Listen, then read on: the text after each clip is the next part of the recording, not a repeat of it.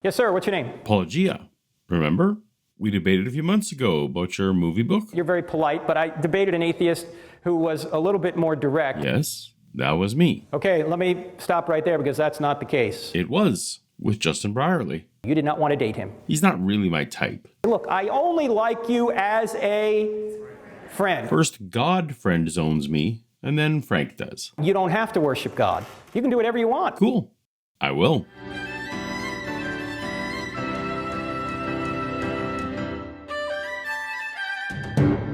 Welcome to Paulogia, where a former Christian takes a look at the claims of Christians. Today, it's one of Dr. Frank Turek's infamous college Q&A clips. Hello, my name is Carter. Hello, Carter. Hey, Carter. And I'd very much like to begin by addressing your offensive moral law argument that without God as an objective moral standard, we atheists, those who do not have the influence of theism, would be Hitleresque amoral beings. Okay, let me stop right there. Yeah, let me also stop you right there, Carter. I've been listening to Turek for a long time now, and I've never heard him use that language. Hyperbole has its place, but it's not a good faith starting point for a productive conversation to try to put words into the mouth of your interlocutor. This is one reason I like to respond to clips instead of paraphrasing Christians. There's no point in arguing against something the other person isn't saying. Because that's not the case. I never said that atheists can't be moral. I never said atheists don't know morality. In fact, atheists know morality just like everybody else. We know morality because it's written on our hearts. We know morality because if the definition of morality involves reducing suffering or increasing flourishing, then we understand what actions correlate to those goals. No heart writing required. What I'm saying is that atheists can't justify morality. That's the point. In fact, I had to say this several times to Christopher Hitchens. Oh, that's right. Frank Turek debated the late Christopher Hitchens at least twice. Where does evil come from? Religion. That would have had a little more pull back in 2013, so it makes sense that he'd name dropped from stage.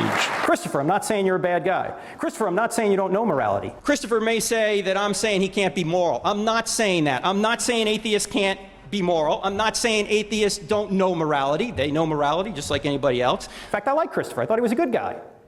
What I'm saying is you can't justify why not murder innocent people to get what you want. That's the point. It's a point about ontology, not a point about epistemology. Yes. It's ontology, not epistemology. Frank said this to me in our conversation on Unbelievable. Right, I'm not talking about the epistemological issue, Paul. I'm talking about the ontological issue. So I'm not talking about epistemology, how do we know right and wrong. I'm talking about what is the ultimate standard of goodness. If I had $1 for every time I've heard this from apologists, I might be able to retire. And that's confusing moral epistemology with moral ontology. Makes the familiar confusion between moral epistemology and moral ontology. There's a difference between moral epistemology, how we come to know moral truths, and moral ontology. Specifically moral ontology, moral epistemology. You don't seem to understand the difference between moral epistemology and moral ontology. It's not a point about how you know the moral law. It's a point about why does the moral law exist? Before I would need to explain why a moral law exists, you'd first have to convince me that a moral law exists. At least in the sense that Frank means. Looking back on his conversations with Hitchens then, and me just a few weeks ago, what case does Frank put forth for a moral law? I think people from the dawn of time have known right from wrong. It's called the moral law written on their hearts, even from a biblical perspective. Because before there was any Bible, God wipes out the entire generation of Noah. They didn't have a Bible, so you don't need the Bible to know right from wrong. There's a standard beyond everybody that defines what is right. That standard is God's very nature. It has to do with the ontological category known as morality. Where does morality come from? Does it come from the benzene molecule, the carbon molecule, the oxygen molecule?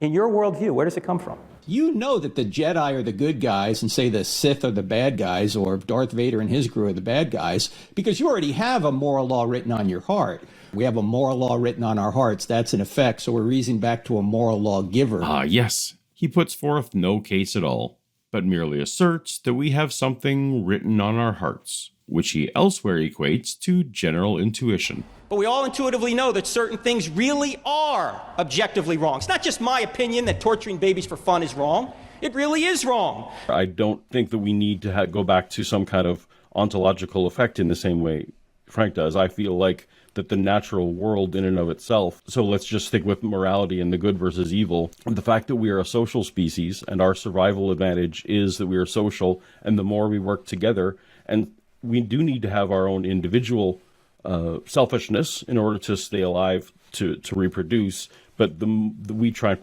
curtail that, again, for the survivability of the race. And if we don't survive, then our species doesn't continue. That is enough of a reason to say, hey, you know what? We're going to look at someone who's strong and altruistic. That is going to be a hero, because that meets both of our survival needs. They are strong. They might be a good provider. They can help protect us. But also that person, gives himself, not necessarily gives their life, although they might. Frank gives some good examples in the book of people in real life who've given their lives. That doesn't need a grounding beyond the survivability. So you're saying that morality ultimately is subjective then? Well, morality is, I think that bears it out. I think every single individual you talk to will think that certain things are moral and certain things aren't. You don't have a universal consensus on these things. But the thing is, we are biologically wired to tend to appreciate altruism and tend to appreciate, the tribe. So because those are, again, we're kind of going in circles a bit on that, Justin, but I feel like that's an adequate grounding. Okay, so then essentially we're back to the epistemological question then, how do we know morality? And you're saying it's hardwired into our system. Well, that would also mean then that every thought we have is hardwired into our system. So why should we believe anything's true? The theist says, when I tell you what to do, Christopher, I have God on my side. And various other things. And since God doesn't ever directly appear and say, do it this way, it's done for him, and this is really convenient, by human representatives who claim to act in his name. So that's why I think your standard of proof should be a great deal higher. I may return to address this, or the gentleman behind me may address it, but... Oh, Carter, why did you just back away from the moral question with Frank? Oh, well, if my experience with Frank is representative, he would have just quickly changed the subject himself. I guess what I'm trying to get at is if our moral preferences come from evolution, then so do our thoughts come from evolution, including the thought that atheism is true. And so there's no way for you and I to have a real debate as to whether or not Christianity or atheism is true, because if we're both governed by the laws of physics, we're not even uttering truth claims. And off he went from morality to truth. I'd really like to address your design argument. Okay. As I understood it, you've argued that a painting or a creation, to use the term painting, implies a painter, or a design implies a designer. But I must ask, who designed God? And if no one designed God, if God is timeless, spaceless, and immaterial, and he existed eternally in an uncaused fashion, then why can't nature exist in the exact same way, in an eternal, uncaused, spaceless, timeless, immaterial fashion? Why can't our uncaused origins be as marvelous and precise as God, but be natural causes? Excellent question, Carter. I agree.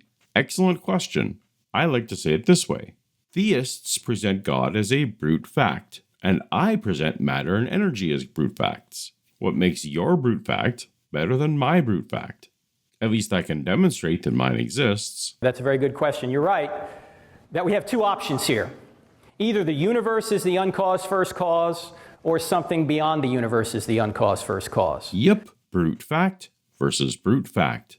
A fact that just is and has no further explanation. Uncaused. The problem is that all the evidence points to the fact that the universe is not the uncaused first cause. And now, as Frank and other apologists are wont to do, they will pretend that universe in the sense of our particular instantiation of space-time, which began to exist at the Big Bang, is the same as the cosmos, or all that exists materially, including whatever is outside our particular universe.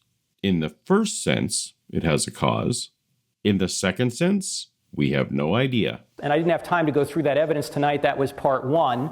But I'll give it to you very briefly in an acronym, SURGE, S-U-R-G-E. S stands for the second law of thermodynamics, which says that the universe is running down. Well, if it's running down, somebody must have wound it up. We'd have no energy left right now if the universe was eternal. The second law of thermodynamics doesn't refer to energy in general, but rather the amount of energy available to be used. It also applies only to closed systems. So entropy in our universe says nothing about energy available outside of our universe. Finally, the formula for thermodynamic entropy is most simply expressed as delta Q over T. If Frank doesn't have time for evidence, then I don't have time to explain delta Q.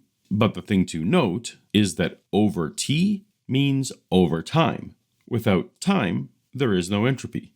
Neither Frank nor I can tell you what a state of non-time looks like, but I can tell you that entropy isn't a pre-Big Bang factor without it. The U stands for the fact that the universe is expanding. Our particular instantiation of space-time is expanding. Again, this says nothing about the cosmos. Edwin Hubble detected that back in 1929 and shows that everything came from a single point. A point actually of infinite density, the singularity, which is actually nothing. Whoa, whoa, whoa. Leaving aside current cosmological debate about whether a singularity is the best model, a singularity of infinite density isn't nothing. It's a singularity. A singularity is something. And what is nothing, Frank? What is nothing? Aristotle had a good definition of nothing. He said nothing is what rocks dream about. Nothing. There was no thing. Sorry, Frank. A singularity isn't what rocks dream about. It's something. And none of the major non-singularity cosmological models posit a state of nothing either. It's only the theists who assert that there ever was nothing, whatever that would even mean. And that, in a way, would be my whole point. I don't have to know. You do. You're the one who says you know, not me. The R in surge stands for the radiation afterglow. That's the remnant heat discovered by Penzias and Wilson in 1965, which is literally the smoking gun to the Big Bang. There's heat, remnant heat from the Big Bang still out there, which shows that the universe had a beginning. The Big Bang is the start of our particular instantiation of space-time, not the cosmos. The G in surge stands for the great galaxy seeds, which were very fine temperature variations in that radiation afterglow that allowed the galaxies to form in the early universe. Again, the Big Bang is the start of our particular instantiation of space-time, not the cosmos. And the E stands for Einstein's theory of general relativity, which shows that time, space, and matter are correlative, that they came into existence together, that space-time and matter literally had a beginning. No, no, no. Einstein's theory of general relativity says that space and time are correlative, not that matter is correlative, and it certainly says nothing about matter having a beginning. This is bordering on dangerous misinformation. Einstein knew this in 1916. Then observational evidence began in 1919 when Eddington did his test on the eclipse. This experiment also had nothing to do with matter being relative or having a beginning. It demonstrated that light rays could be bent by gravitational force. And then Hubble discovered the expanding universe in 1929. The expanding universe also says nothing about matter having a beginning. And then on to the radiation afterglow. He's referring to cosmic microwave background radiation, which supports Big Bang cosmology and a beginning of our instantiation of space-time, but not the beginning of the cosmos, matter, or energy. The evidence points to the fact that the universe is not the uncaused first cause. None of the lines of scientific evidence that Frank listed point to the cosmos not being an uncaused first cause, or our brute fact.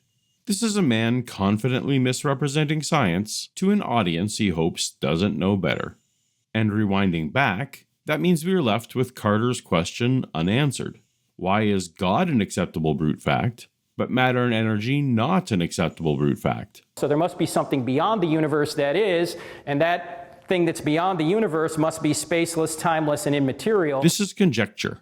The brute fact of our material existence may well be material, may well be in some version of space and time. Sorry, Frank. And if you're timeless, do you have a beginning? No. No. So God is not, he didn't have a beginning. He's the uncaused first cause. As mentioned earlier, if this notion of timeless is coherent for God, then it's equally coherent for energy and negates any thermodynamic concerns. I believe that you're drawing a false dichotomy. Correct, Carter. Because we do not know that the original cause was God. There is no reason to say that an intelligent designer was the first cause, the uncaused first cause that caused everything else. I do not have the training or expertise to refute such science, and in fact, I accept your conclusion that the Big Bang had a beginning and space-time and matter came into existence from a point of origin. You shouldn't accept Frank's claims on this. It's just our particular instantiation of space-time, not matter. But then why is there a theology? Why do we worship God? If he could easily be called another. Excellent point. You don't have to worship God. In fact, Aristotle never worshiped God. In fact, the Greeks never got their theology and philosophy together.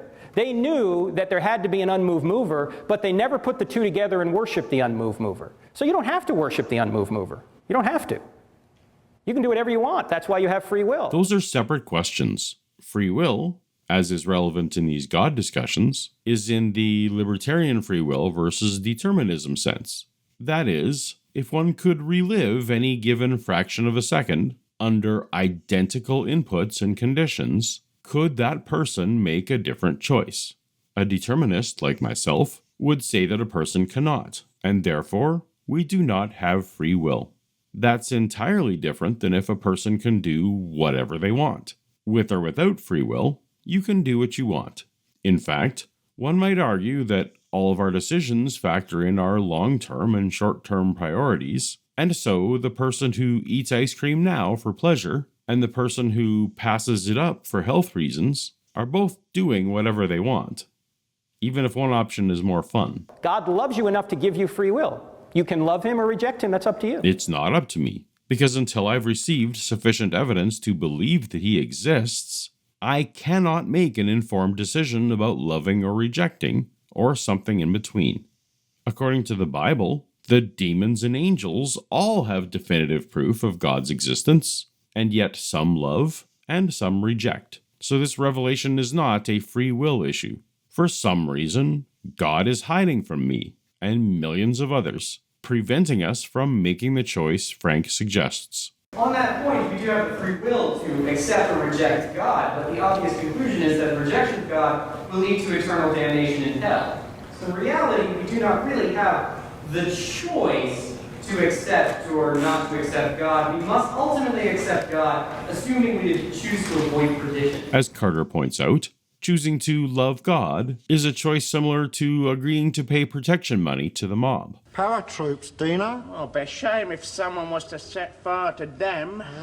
Set fire to them? Fires happen, Colonel. Things burn. Worse yet, Carter, if the Judgment Day is real, then ultimately every human will be given definitive proof that God is real, but at a point that is arbitrarily too late for us to use that knowledge to make an informed decision. There's only two possibilities if God exists. In eternity, you're going to be with him or you're not going to be with him, right? That's logically the only two options. If you want to be with him, you will seek him out and be with him. What about those who seek God and can't find him? Or seek him and find the wrong God, thinking it's the real one? It sounds like you think every genuine seeker lands in heaven regardless of their earthly theology. The Bible doesn't agree. If you don't want to be with him, God will not force you into his presence against your will. In fact, let me make the objection stronger than what you're making it. You're very polite, but I debated an atheist who was a little bit more direct, and let me tell you, this man he's a good man. I like him. His name is Eddie Tabash. He's an attorney from Beverly Hills. We debated at University of Michigan a number of months ago. Sadly, this debate doesn't seem to have been recorded or posted online, so we can't double-check Frank's account of it. And he looked at me during the Q&A and he said, Frank, my mother was a survivor of the Holocaust. She lived an awful life. Somebody presented her with the gospel and she rejected it. Is she in hell right now? Frank has some nuance about exactly when the Judgment Day is, when exactly that happens, and what constitutes now. But fundamentally, yes, Eddie's Holocaust surviving mother will spend eternity in hell, a fate no different than her torturers. I said, Eddie, I don't know where your mother is. I don't know if she made a profession of faith in her last moments, but if she didn't, then God will not force her into his presence against her will. God is too loving for that. And I asked the audience this question. In fact, I'll ask you as an audience this question. Ladies, is there anybody in here who's ever had a man pursue you and you did not want that man to pursue you. You did not want to date him. Anyone in here? Of course. In fact, some of you are going, yeah, he's sitting right next to me right now. He won't leave me alone. This will be the fundamental flaw in Frank's analogy. The women have definitive proof that their harassers exist. I said, okay, ladies, suppose this man continues to pursue you and continues to pursue you. And you say, look, I only like you as a friend. Ladies, why don't you just take the knife, stick it in, and turn it? Because every man in here has heard this. I like you, but only as a friend. Is this still a God analogy, Frank? Are we wounding God with our rejection? Can we hurt God's feelings? Do we need to worry about an incel God taking out his frustration on the rest of the population? Well, suppose he continues to pursue you, and he gets to the point where he says, look, I love you so much, I'm going to force you to love me. Can he do that? No, he can't do that. Love, by definition, must be freely given. So if he truly did love you, what would he do? He would leave you alone. But he would be entirely unjustified in expecting someone to love him who doesn't first know he exists. He needs to demonstrate himself before rejection is possible. That's exactly what God does. He keeps sending us cards, letters, and flowers while we're here. He's not. If God exists, he's leaving unmarked flowers for us in the middle of existing beds of flowers, and hiding unsigned cards for us in the card aisle at the pharmacy. If God is making an effort, he couldn't be doing a worse job. And if we keep rejecting him, he gives us up to our own desires. And that ultimately what hell is. Hell is separation from God. So you're free in hell. You can continue to reject God in hell, but you're confined to hell. In fact, hell is a quarantine of evil. You're free to continue to reject God in hell, but you're not free to change your mind and accept God in hell after you have sufficient evidence with which to make your decision. You're only free when it's unclear. You're rewarded or punished for following a hunch. That's what it is. And heaven, of course, is being in the very presence of God. God loves you too much to force you into his presence against your will. Except on Judgment Day. I'll be there against my will.